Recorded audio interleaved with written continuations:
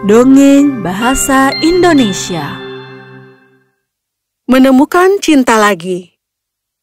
Dulu sekali, di masa dunia masih sangat muda, hiduplah seorang putri yang cantik bernama Evelyn. Dan Evelyn jatuh cinta dengan seorang kesatria muda yang tampan bernama Bradley. Ketika raja mengetahuinya, raja merasa terkejut sekaligus bahagia karena raja sangat menyukai Bradley. Beritahu seluruh kerajaan, kesatria Bradley dan putri Evelyn akan menikah pada bulan purnama berikutnya. Akhirnya, Bradley dan Evelyn akan menikah setelah 2 minggu dan seluruh kerajaan sangat gembira. Sekarang sesuai hukum kerajaan, pengantin tidak boleh bertemu satu sama lain dari tanggal pengumuman sampai hari pernikahan tiba. Tapi begitulah cinta mereka tidak bisa jauh satu sama lain.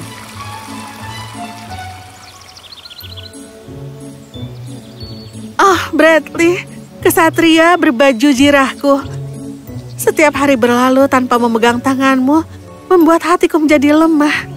14 hari ini terasa lama sekali bagiku. Evelyn. Hah? Bradley? Kedua kekasih itu saling berpelukan. Bradley, kau tahu kan kalau kita tidak... Aku tahu cintaku, tapi aku tidak bisa hidup tanpa melihat wajahmu. Apakah ada yang melihatmu? Tidak. Kedua kekasih itu menghabiskan waktu bersama, dan kemudian sudah waktunya bagi Bradley untuk pergi. Tapi di balkon ada pot tanaman kaktus yang tidak terlihat oleh Bradley, dan tangannya terluka. Au! Kau berdarah? Tidak apa-apa, jangan khawatirkan tentang itu. Aku akan menemuimu besok.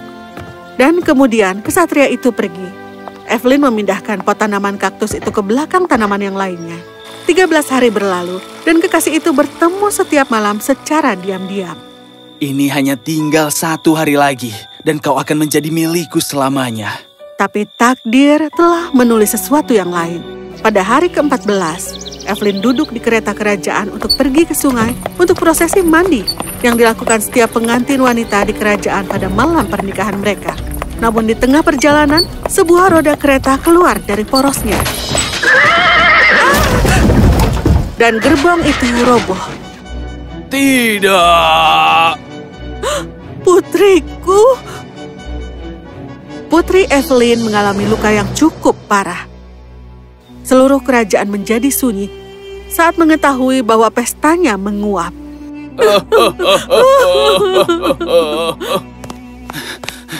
Bagaimana keadaannya?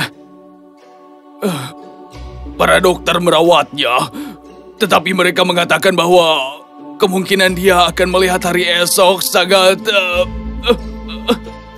tipis. Tidak mungkin. Evelynku. Dokter, apa itu? Dia mengalami koma. Tidak. Kepalanya terluka sangat parah. Berapa lama dia akan mengalami itu, dokter? Entah dia akan bisa sembuh atau tidak. Tidak. Berita menyebar ke seluruh kerajaan bahwa sang putri sedang berjuang untuk hidupnya, dan semua orang berdoa untuk kesembuhannya. Bradley tetap di sisinya sepanjang hari, menatap kosong ke wajahnya. Hari-hari berlalu, dan pada suatu hari yang cerah, Putri Evelyn membuka matanya. Evelyn? Hah?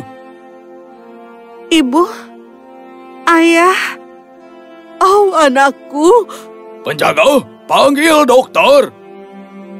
Ya, rajaku, persiapkan pesta yang besar, karena Evelyn sekarang sudah keluar dari bahaya. Evelyn? Bradley yang baru saja mendengar berita itu, langsung bergegas menemuinya. Evelyn, cintaku, kau sudah sembuh. Aku sangat senang untuk... Aku minta maaf, tapi kau ini siapa? Apa? Aku Bradley. cintamu. Kita akan menikah dan... Maafkan aku, tapi aku tidak tahu apa yang kau bicarakan. Evelyn, tolong berbaring. Jangan memaksakan diri. Kita perlu bicara. Evelyn telah pulih dari koma, tetapi cederanya telah merenggut sesuatu darinya.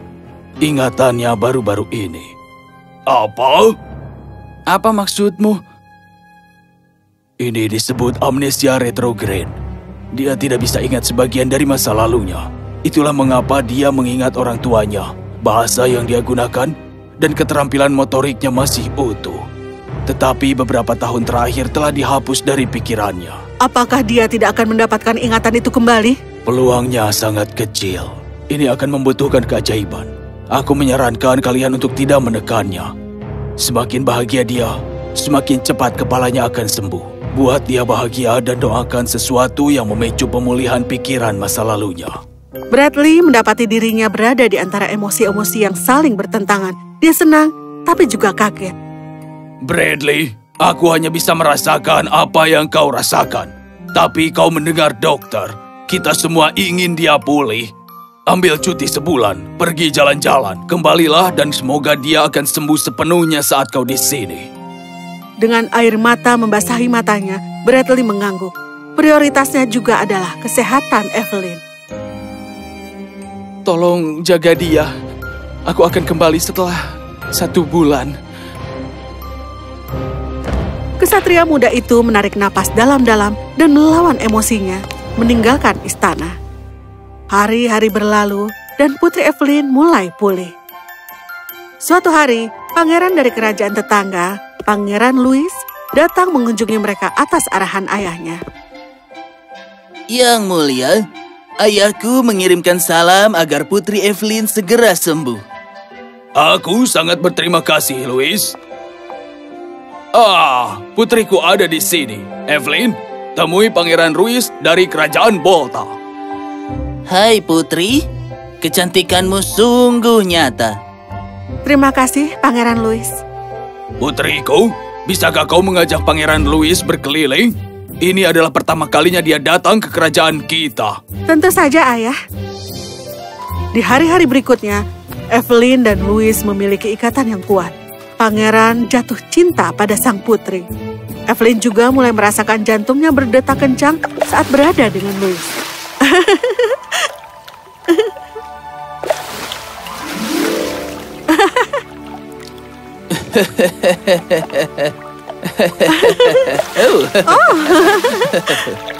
Hentikan.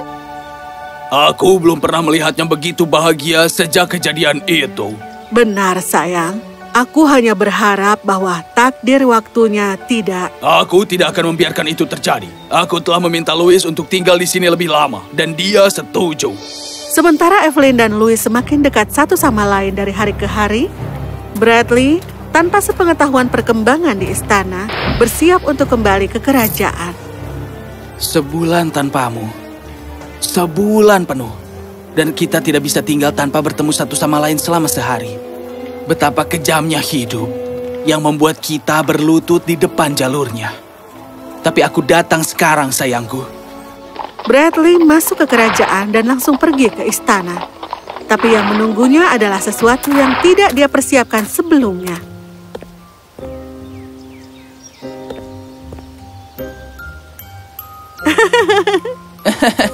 Ya, sungguh. Aku ingin kau bertemu dengan orang tuaku. Aku pikir aku akan menyukai itu, Louis. Oh, Evelyn. Badai dahsyat berkecamuk di dalam hati Bradley. Kakinya melemah. Siapa itu? Halo? Evelyn memandang Bradley dan segera mengenalinya sebagai pria yang dilihatnya ketika dia bangun dari koma. Sesuatu di dalam hatinya bergetar. Halo, Tuan. Aku berbicara denganmu. Aku...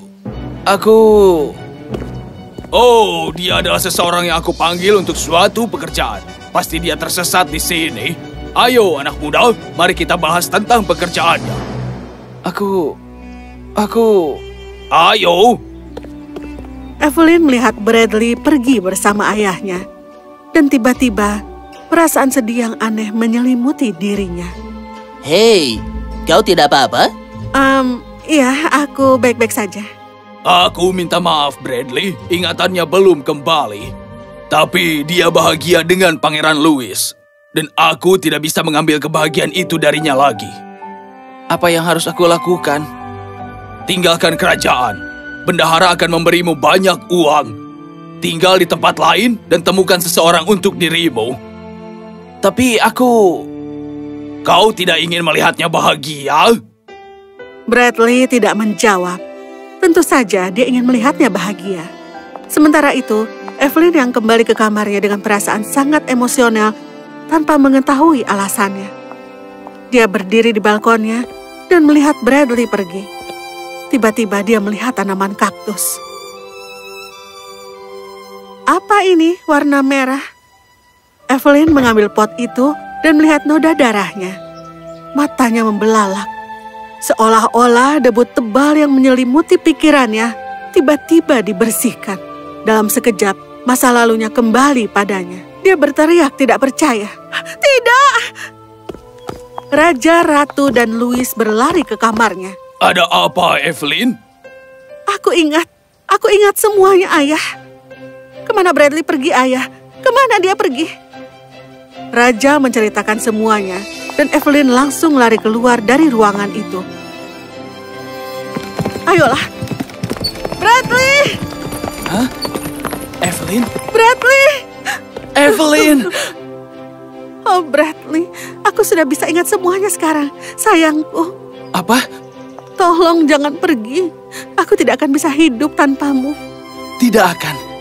Lalu, Bradley dan Evelyn akhirnya bersatu kembali. Raja pergi menemui Louis untuk meminta maaf. Aku sungguh minta maaf, Louis. Terimalah permintaan maafku yang tulus ini. Aku benar-benar ingin menikahinya, kau tahu. Aku berencana untuk melamar putrimu. Aku tahu, tapi dia tidak mencintaimu. Dia mencintai Bradley. Apa kau ingin menikah dengan seseorang yang tidak mencintaimu? Louis mengerti apa yang dimaksud oleh raja. Dia menerima permintaan maafnya dan pergi ke kerajaannya. Dan pada malam bulan purnama, Bradley dan Evelyn menikah dalam pernikahan besar, dan di pesta itu, dokter berkata, Hal yang aneh adalah pikirannya.